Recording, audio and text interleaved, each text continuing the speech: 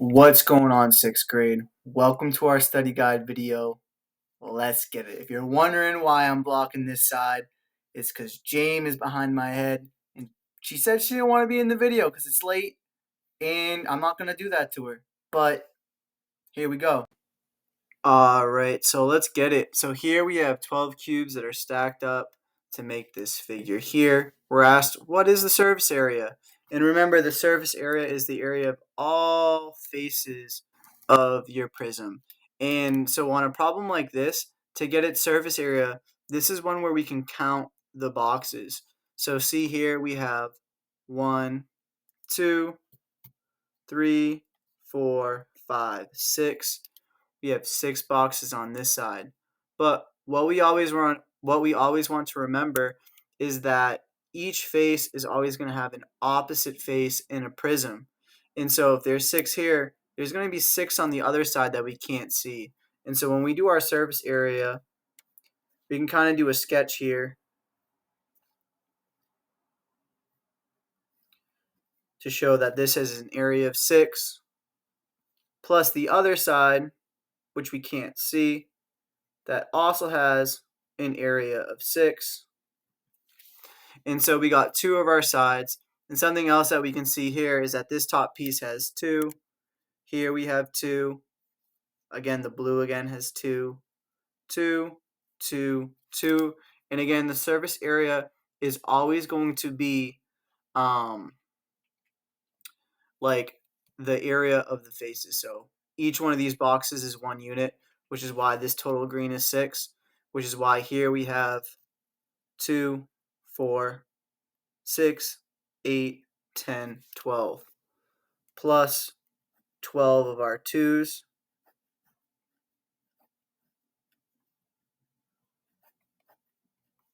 One, two, three, 4. So we have 12 of those. And so this is just showing our surface area for each piece. So now we're at 8.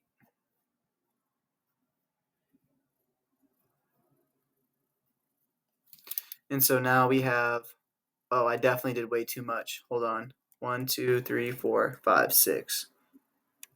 Yeah, way too much. Here we have 1, 2, 3, 4, 5, 6, an area of 12. My bad, y'all. Clearly, I was thinking 12 of these steps, but it's just 1, 2, 3, 4, 5, 6, 6 sets of 2, which gives us our area of 12. Plus, now, this is the part where it gets a little difficult to see. If you were to build these steps on a wall, right, there's going to be units in the back. And how do you know how many units there are in the back? Well, we can see here there's 1 block, or I should say 1 cube, 2 cube, 3 cube, 4 cube, and then there's 1 cube stacked up over here, which is 5, and then 1 cube stacked up over here, which is 6. And so that means that on the back here, we have an area of 6 cubes.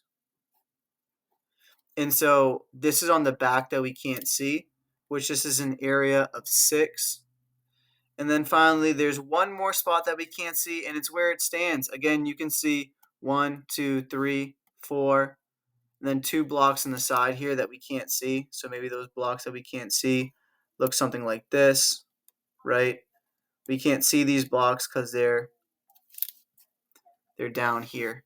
And so again, we get the floor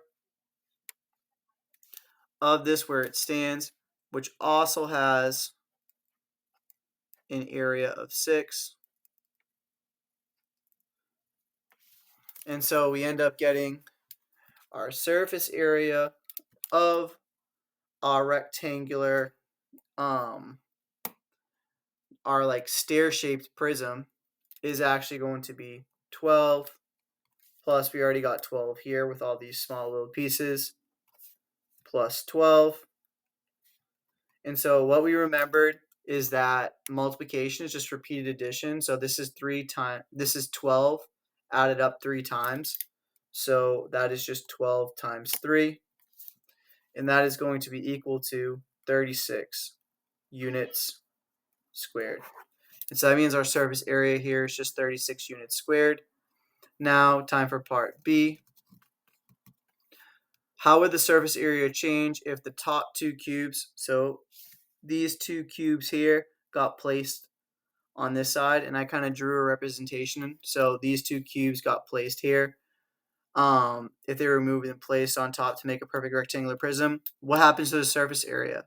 And so this is actually going to be a question on your test. If you were to take one of these cubes off and put it on top, it would actually add to the surface area. And so since we're putting these cubes off and back into the rectangular prism, it's going to decrease the surface area, and we're going to see why. And so another example of that here is you see that these faces that I'm coloring in, they're going to disappear, or the ones in the back are going to disappear. And so will these, right? Since we're getting rid of about 4 squares, right? So we're not going to be able to see 4 squares, right? These two and then the two in the back. That should tell us kind of what's going to happen to our surface area. And so here, right, we have 2 sides of 4 plus 1, 2, 3, 4, right? 1, opposite side 2. So maybe I'd rock it like this, because each face has a corresponding face. And then plus the top 2, the top and the base.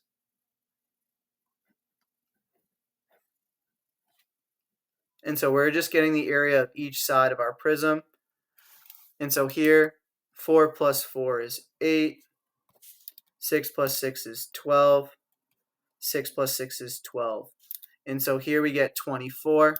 So our surface area is equal to 8 plus 12, which means our surface area is equal to 20 plus 12, which gives us a surface area of 32 units squared.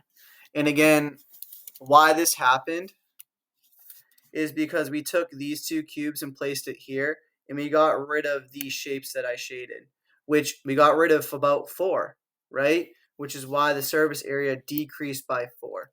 And so how would the surface area change? Well, the surface area would decrease because we are getting rid of 4 visible, again, visible means squares that we can see, squares. And so again, if I was to add on, that would increase the surface area, but because I'm removing and placing the block, that's going to decrease the surface area. All right, so here we have 2 parts, and in these parts, we're going to get a see if these nets are able to make a prism. And so for each of these nets, decide if you can assemble into a rectangular prism. And again, we know that we're going to get a rectangular prism because we have a shape where at least 2 of them are going to have, we're going to get 2 bases that are rectangles. And so let's first talk about A. So what we can see here is that 1, 2, 3, 4, 5. There's 5 faces here. What we do know is that a rectangular prism has 6 faces.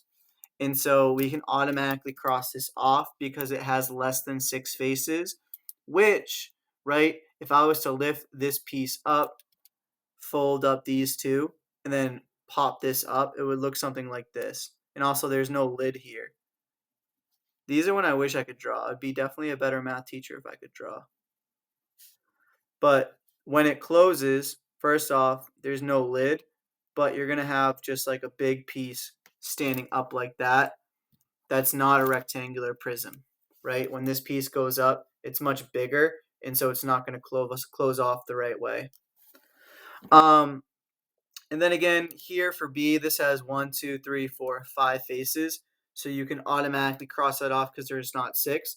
But also, like when we look here, this piece, when folded off, is going to have this extra area, which is going to make it not be a rectangular prism, even if it had a lid to close it. And so, again, that would look something like this if we were to make this, right?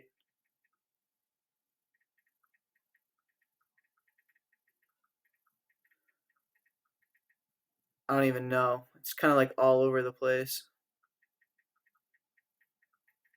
Kind of looks like SpongeBob, right? Because when this one goes up, bam, bam, this is peeking up probably like closer to here, and it's just not making a rectangular prism. And also, it only has 5 faces, and we know rectangular prisms need 6. So let's look at part C. We have 1, 2, 3, 4, 5, 6 faces. So that checks out. What we do know is that when this small piece goes up, it's going to match here. And so these two will close properly.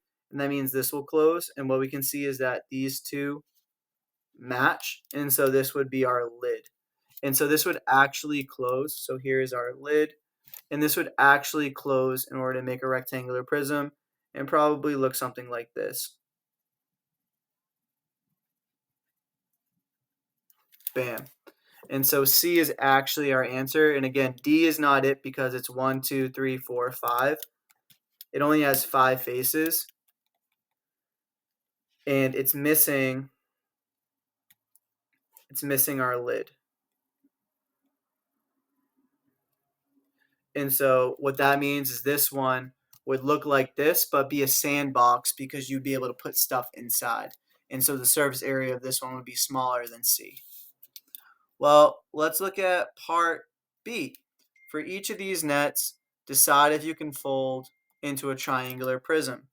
And again, a triangular prism is when you have 2 bases that are triangles.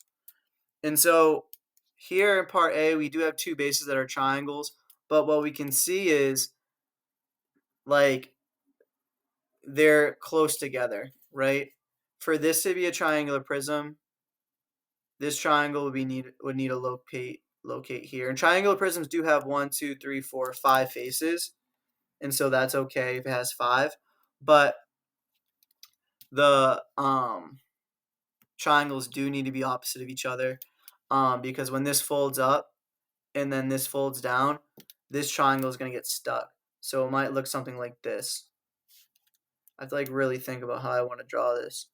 So bam, and then like bam. And there's just no connection on the other side.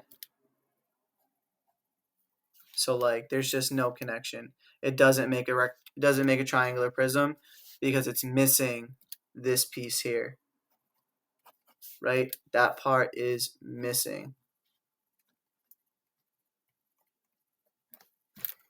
All right, let's go to part B. Well, part B, they're opposite of each other, but what we can see here is this piece here is kind of throwing it off. Why? Because when you pop this open and pop this open, these triangles are just going to like high five each other. And so it's not going to make a rectangular prism a triangular prism because you're not flapping on these pieces onto your triangular prism. Remember, a triangular prism needs to look something like this.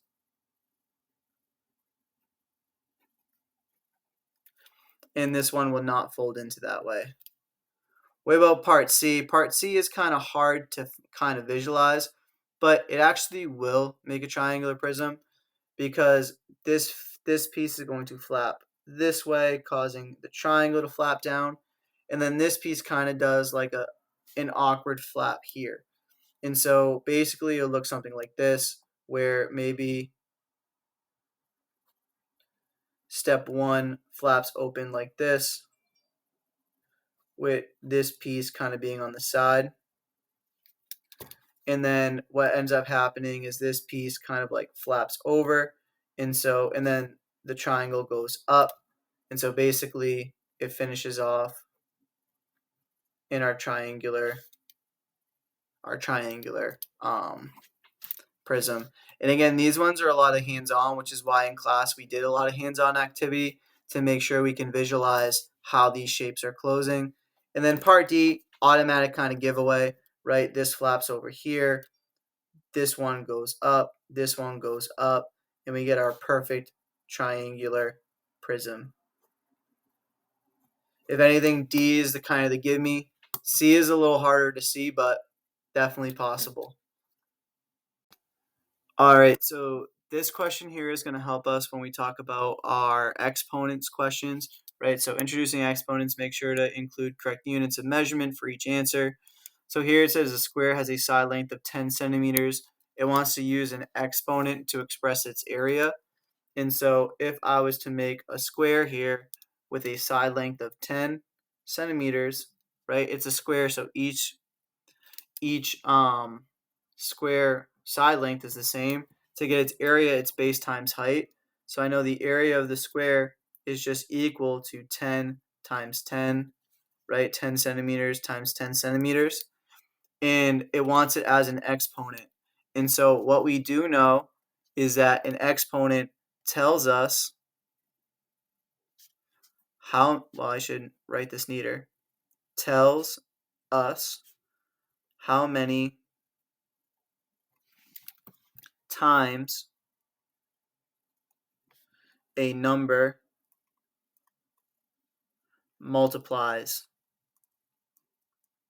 itself. And so here it's 10 times 10, which we're multiplying 10 by itself 2 times. And so that means I write A is equal to 10 centimeters squared, right? And this would be 10 times 10. And so basically this supernated 2 is our exponent. And this means we're doing 10 times 10, which again would tell us that the area is equal to 100 centimeters squared. But again, you only want to do this part. And so here we're told the area of a square is 7 to the power of 2 square inches. What is the side length? So here it's 7 square inches, so inches squared. So 7 to the second power. Again, this is kind of just showing you that the area of a square is just 7 times 7. And so this would be 7 times 7. 7 times itself 2 times. And what we do know, 7 times 7, yeah, is 49. But we can also represent a number multiplying it by itself, right? We're multiplying 7 times 7, 7 to the second power. And so since this is 7 to the second power, your answer is actually already given there. The side length is 7. Well, 7 inches. All right, let's do another one that's just like this. So the area of a square is 81 meters squares. It wants you to use an exponent to represent the area. And so basically we have 81 meters squared. What you need to ask yourself is what multiplied by itself is equal to 81. Now, if you don't know this, I would suggest multiplying numbers by itself until you get to 81, right? Maybe you know, okay, maybe you know 8 times 8 is 64, right? And so now 81 is bigger than 64, right? So you know 8 times 8 is 64, and you know 10 times 10 is 100. 81 is in between that, so that must mean 9 times 9 is equal to 81, which it is, and then you can test it out, right? And so test out the perfect squares that you do know, and backtrack until you get to the answer, right? It doesn't make sense to start at 1, right? 1 times 1 is 1, 2 times 2 is 4. If you know 10 times 10 is 100, you know you should probably start at 10 and then work your way down. That makes more sense here. And so what we end up getting is 9 times 9 is equal to 81. And so that means that our side length is 9 of our square, which 9 times 9 is just 9 to the second power. And so this means our area as an exponent is equal to 9 to the second power meters squared, right? Because 9 to the second power is just 9 times 9, which is 81. Now, what about a cube? So a cube has an edge length of 5 inches. use an exponent to represent the volume. And so what we know is volume is equal to base. Well, I'm sorry, you relearned it this way. Length times width times height. And so if I was to do a cube with a side length of 5, what I know is that each side length is the same. So the volume of a cube is just the side length to the third power. And so a cube has an edge length of 5. Use an exponent to express the volume. Well, I substitute s with 5. And so the volume is just equal to 5 to the third power inches cubed, right? And if I wanted to solve 5 to the third power, it brings me back to my exponent rules here, where our volume is just 5 times 5 times 5, which means our volume is 25 times 5, which just means our volume was 125 inches cubed. But again, it only wants it in exponent form, but I wanted to drive home what that meant again. Now here, part E, the volume of a cube is 6 to the third power centimeters cubed. What is each length? Just like E, we just did this with B. The answer is already given in front of you, right? So if the volume is equal to 6 to the third power, and we know that the volume is equal to your side to the third power of a cube, right, for a cube, this means S is equal to 6. Why? Because if I was to make my cube, I know cubes has the same side length. The base is 6, the height is 6, and the width is 6. So all these end up being 6. I'm going to add another 6 because, you know, I'm kind of spiritual in that way. So we have 4 there. Kind of bugs me out. So here we get 6 to the third power, which just means 6 multiplied by itself 3 times. All right. Finally, a cube has an edge length of s units. Use an exponent to write an expression for its volume. Again, this is just giving us the formula, right? So if this side length is s, we know the volume of a cube is just s to the third power. And so it just gives us the formula that we already learned. All right, let's move on to the next one. All right, here we have the number 9 is a perfect square. And so we have an image of that here, right? And so the reason why it's a perfect square is because, right, the area here is 9 units squared. How do we know that? Well, 3 and 3. 1, 2, 3, 1, 2, 3. This means 3 times 3 is equal to 9, which is why it's a perfect square, right? And this is where squaring numbers come into play because it's actually just the area formula of a square. 3 times itself is 9, 4 times itself is 16, 5 times itself is 25. So that means 9, 16, and 25 are all perfect squares. Here it says a square has a side length of 7 kilometers. What is the area? Well, we know a square, all the side lengths are the same. And so this means the area is equal to 7 times itself 2 times. If I want to make that into an exponent, the area is just 7 to the second power, which 7 times itself is just 49 kilometers squared. Again, don't forget your units. You'd lose points if you did. Here it says the area of a square is 64 square centimeters. What is the side length? And so here we have 64 centimeters squared. It wants to know the side length. And so again, it's a perfect square, which means both these side lengths are the same. So what you need to figure out, what times itself is equal to 64. And again, if you don't remember this off the top of your head, right, just like in the last problem, we actually kind of gave the answer. But what y'all should know is that 10 times 10 is equal to 100.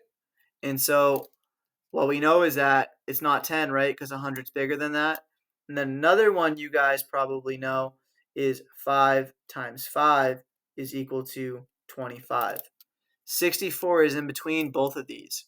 And so now instead of starting from 1, right, you can start from 6. 6 times 6 is 36.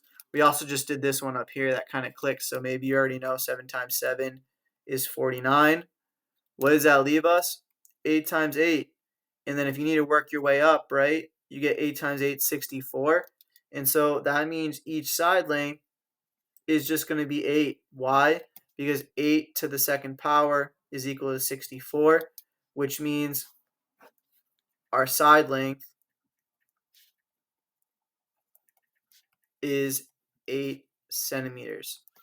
Right? It's not centimeters squared because it's just one side length. Now here, which number is larger, 5 to the second power or 3 to the third? Well, let's look. 5 to the second or 3 to the third. This breaks down to 5 times 5, right? Because you're multiplying 5 by itself 2 times. Here, 3 to the third is multiplying by itself 3 times. Rule of thumb, if you ever want to guess, go with the bigger exponent, unless your base is 1. That's another story. But go with the bigger exponent, and we're going to prove why. 5 times 5 is 25. 3 times 3 is 9 times 3. 9 times 3 is 27. And so this means 3 to the third is larger. And we showed our work, right? If I wanted to say that, we would say 3 to the third power is larger. I know this because 3 to the third is equal to 27, while 5 to the second is equal to 25, and 27 is bigger than 25. Bam. Part B, a cube has an edge length of 21. Use an exponent to represent its volume. Again, we just had a problem like this. And so if I was to draw a cube, the edge length is 21, right? And what we remember is our volume formula of a cube. Since all the sides are the same, right? We don't need to write length times width times height. All the sides are the same, which means the length, width, and height are the same. So that means the volume is just equal to your sides cubed, right? Your side to the third power. So that means our volume, if our side is equal to 21, our volume is just 21 to the third power. And that's it. All right, y'all. You're going to have one problem just like this one here. And so we want to find the surface area of each rectangular prism. On your test, you only need one, but I want to give two here just so you guys can get that practice. And this is just like from problem one, right? Where each side has an opposite base, right? There's two sides that look like this, two sides that look like this, two sides that look like that. And so our surface area is you want to add up all those sides. So we have two sides of 6.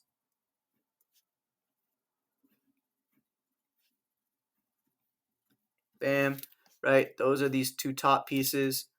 And then you have 2 3s. So plus your 2 3s.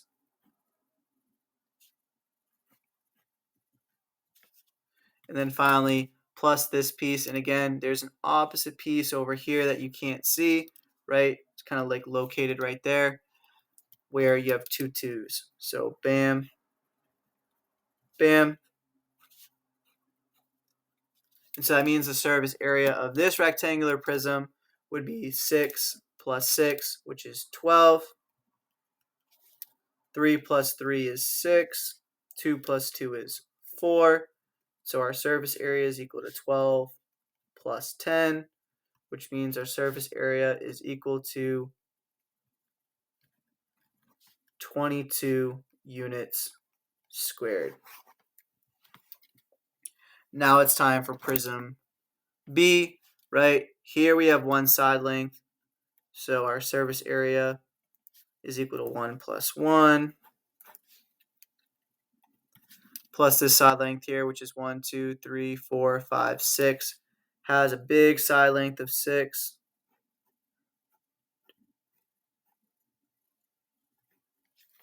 So here we have a side length of 6, but there's 2 of them.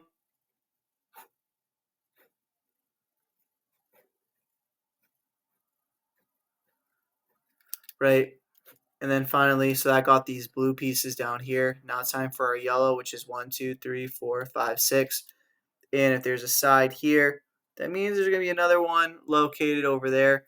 And so that means, again, there's always an opposite side to your rectangular prism because it's 3D. And so this one, maybe we just go to the side here so it's easier to see. 1, 2, 3, 4, 5. So 1, 2, 3, 4, 5, 6.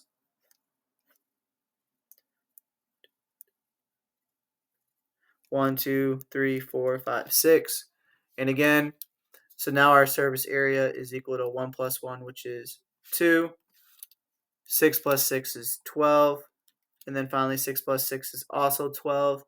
So our surface area is equal to 2 plus 24, which means our surface area is equal to 26 units squared. So that's how you do prism A and prism B.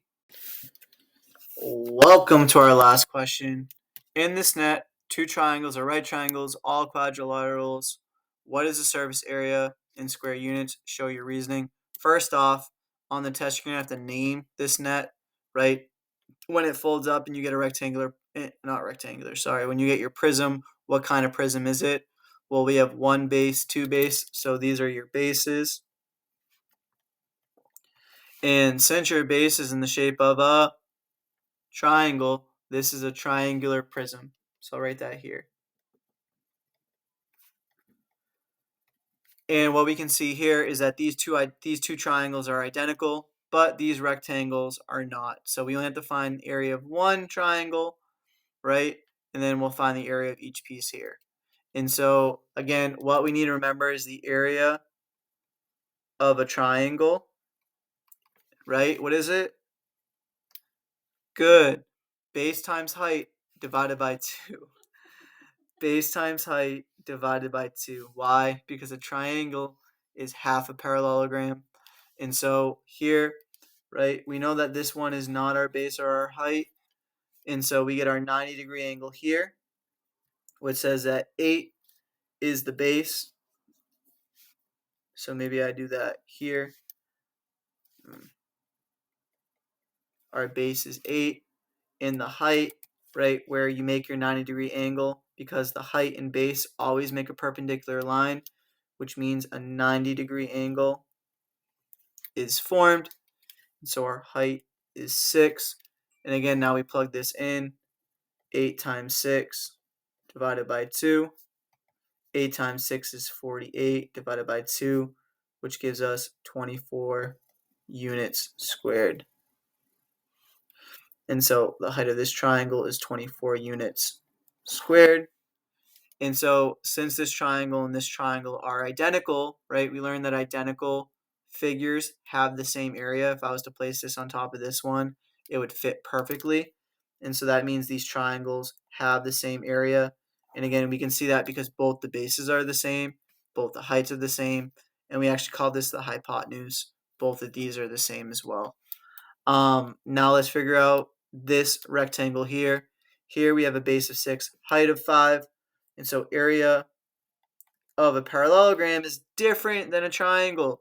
It's just base times height, right? Because you're not cutting it in half. And so basically we do area is equal to 6 times 5, which means our area here is 30 units squared. Moving on to our next rectangle. Again, this rectangle has a base of 5. A base of 8, height of 5. Same area formula. So our area is just equal to 5 times 8. 5 times 8 gives us an area of 40 units squared. Move on to our next rectangle. Base of 10, height of 5. Again, we can look at the 90-degree angle, right? Because the base and height always form a 90-degree angle. You can see that here as well. And so our area of a rectangle is still base times height. So we do 10 times 5, which tells us our area is equal to 50 units squared. And so we're not done yet because we want the surface area of the triangular prism. And so we found the area of each piece, which means we need to add them up now. And so this means our surface area is equal to 50 plus 40 plus 24 plus 24 plus 30. So our surface area is equal to 50 plus 40, which is 90. 24 plus 24 is 48. You could have just did 2 times 24, but that's fine as well. Then bring down our 30. Our surface area is equal to 90 plus, right? This one's a little easier to do. 48 plus 30 is 78. And maybe you do this in your head. Maybe you do it on the side. So 90 plus 78, right? 0 plus 8 is 8. 9 plus 7 is 16. So our surface area is equal to 168 units squared. So then I write a sentence frame. Oh no, this pen. Surface area is 168 units squared. And that's our study guide, y'all. Good luck.